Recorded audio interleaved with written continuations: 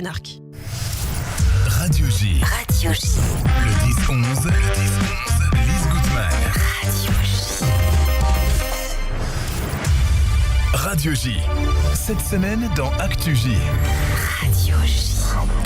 Et cette semaine, pour parler du contenu du nouveau numéro d'Actu J, j'ai le plaisir d'accueillir en studio Alexis Lacroix. Alexis, bonjour. Bonjour Lise, Alors, plaisir partagé. Oui, cher Alexis, donc à la une du nouveau numéro d'Actu J qui sort aujourd'hui, Israël à Gaza, pourquoi il ne veut rien lâcher? C'est Benjamin Netanyahou, en dépit des mises en garde de ses alliés et de la perplexité de son opinion publique. Le Premier ministre est déterminé à mener l'offensive terrestre à Gaza jusqu'à son terme. Et votre édito, le titre, je le relis à votre édito, recomposition et clarification nécessaires. On en a beaucoup besoin dans ce journal d'analyse qui est Actu J. Ah, vous voulez que je vous réponde sur Benjamin Netanyahou et sa relative solitude du pouvoir. Il y a toujours un moment dans la vie d'un gouvernant, lui a une très longue vie de gouvernant, où il y a une solitude. Les nuages de la solitude s'amassent et ça ne veut pas dire d'ailleurs qu'il est forcément tort. Là, on ne porte pas de jugement de faire cette offensive à Gaza, mais elle est très controversée dans son opinion publique, c'est une évidence. Au sein même d'ailleurs de la droite israélienne, il y a des voix quand même qui commencent à se lever en se disant mais où va-t-on ? Et puis il y a les alliés. Vous savez bien qu'il y a un arc très important de la Maison-Blanche au cœur même de l'Europe, des voix qui se lèvent en Grande-Bretagne, en France, au Canada aussi, et qui commencent à dire mais voilà, que fait-il ? Et donc c'est ce moment-là que nous analysons, sans le juger, mais où effectivement un gouvernant doit prendre des décisions, j'allais dire d'ordre régalien pour le coup, contre une partie de son opinion publique et surtout contre une partie de l'opinion internationale. Et évidemment, tous ceux qui mettent en cause cette opération ne sont pas forcément animé par l'antisionisme, voire par l'antisémitisme, c'est une évidence. C'est un débat politique de fond. Hein. Tout à fait. Et on trouve cette analyse vraiment très très poussée au sein de ce nouveau numéro d'Actu J. Alors, vous m'interrogez sur les recompositions, ça n'a rien à voir. Hein. C'est la scène française. Oui. Alors, en deux mots. En fait, j'ai voulu mettre en parallèle les deux. Vous avez raison. Depuis 2017, qu'est-ce qu'on nous disait ? Partout, y compris à Radio J, mais un peu moins qu'ailleurs. On nous disait, en gros, il y a les extrêmes, LFI et Rassemblement National, et le bloc central, et ça changera plus. Ça changera plus. La plupart des analyses politiques, les experts en expertocratie nous expliquaient ça ne changera plus. Autrement dit, le Parti Socialiste a zéro avenir, et LR, donc les Républicains, la formation historique de la droite française, héritière du général de Gaulle, a également zéro avenir. Et on s'aperçoit que c'est faux. On s'aperçoit qu'il y a un désir de droite en France, je dis bien de droite, pas d'extrême droite, et que ce désir se cristallise autour du nouveau chef des Républicains, l'ex-sénateur de la Vendée, Bruno Retailleau. Alors on peut l'aimer, ne pas l'aimer, moi je le connais un peu, j'ai analysé. Alors racontez-nous justement. Il représente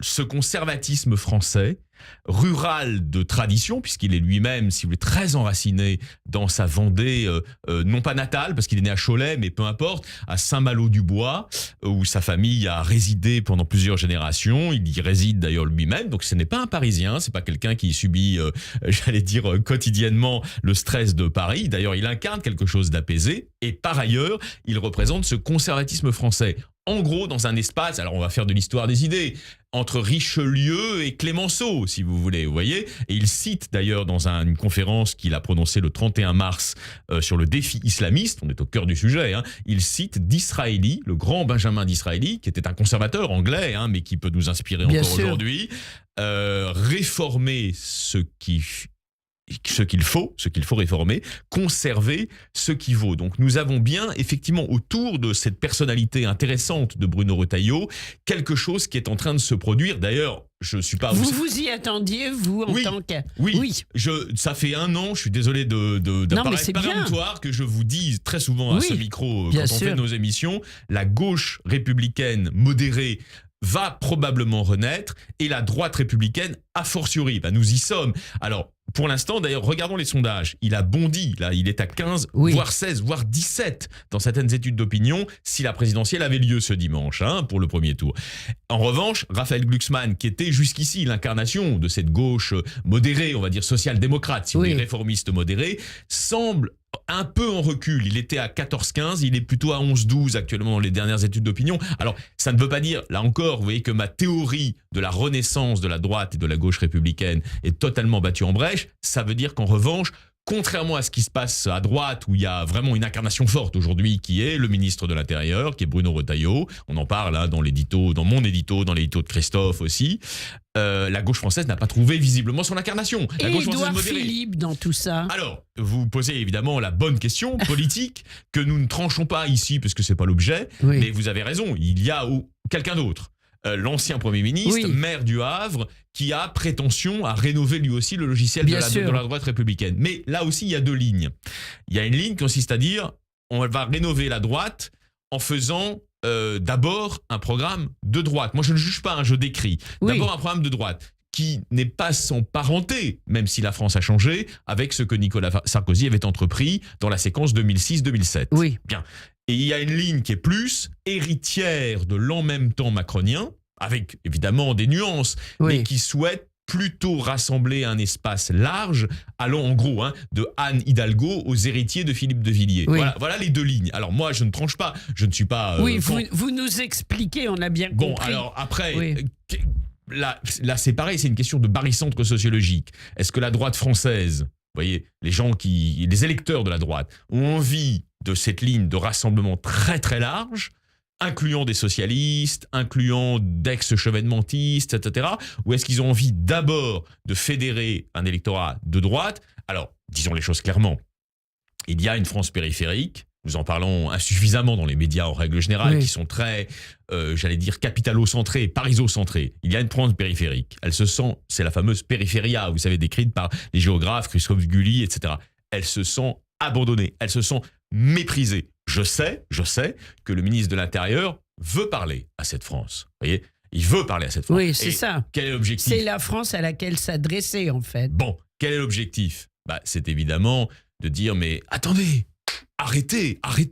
La présidentielle de 2027 n'est pas jouée. Ça ne se joue pas forcément entre Gabriel Attal et Bien Marine sûr, Le Pen, ou bien Gabriel sûr. Attal et Jordan Bardella. C'est pas vrai. Voyez. Donc ça, c'est le pari de la droite, c'est de dire, il y a une voie tierce en quelque sorte entre Gabriel Attal, vous voyez, il faut si on met des noms, et Jordan Bardella. Et le seul moyen de frayer cette voie tierce, je me mets du point de vue de la droite républicaine, Bien sûr. c'est de parler à cette France périphérique, de la ruralité, des sous-préfectures, des petites villes de province, etc. Et c'est bon pour la démocratie? Oui. Ce qui est bon pour la démocratie, c'est le pluralisme. Vous le Oui, savez bien, et c'est bien valable sûr. aussi dans le monde juif. Et donc, ce qui est bon, c'est qu'il y ait une gauche républicaine d'opposition au macronisme et qu'il y ait une droite républicaine qui va monter en puissance dans dans une nuance oppositionnelle grandissante vis-à-vis du macronisme. Ce qui était mauvais pour la démocratie, on peut le dire vraiment à ce micro, c'était le choix, soit Macron, soit le chaos des extrêmes. Oui, on c'est ça. est en train de sortir de ça. Je crois que c'est bon pour la démocratie, oui, absolument. Magnifique. Alors, au sein du dernier, merci Alexis Lacroix, au sein du dernier numéro d'Actu-J, l'enquête de Bruno Aliwa sur Mengele, un livre important. Oui, c'est un livre très important. Bruno Aliwa, évidemment, c'est notre ami.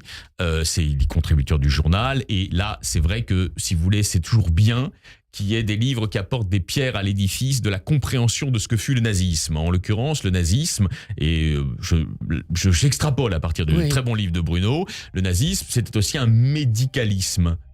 Quand on entend par là, oui. c'est-à-dire cette volonté absolument folle de guérir l'humanité de quoi? De guérir de son humanité, tout simplement. Mais oui. Et donc là, nous avons le paradoxe d'un médecin qui a contribué à l'horreur, mais au nom même d'une sorte d'idée de pureté absolument folle. Tout cela, on le retrouve dans le nouveau numéro d'Actu-J.